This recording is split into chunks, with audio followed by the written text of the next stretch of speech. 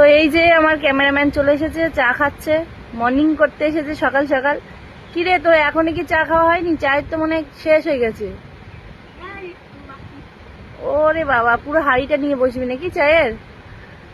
মনে তো তাই হচ্ছে, সে কখন বসেছে চা খেতে। যাই হোক, তো আমি তো সকালে চা খাই না,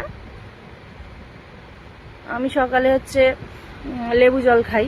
কারণ চাটা আমার খুব একটা পোষায় না, যখন খুব একটু মাথাটা ধরে যায় বা কিছু, তখন আমি একটু চাটা খাই।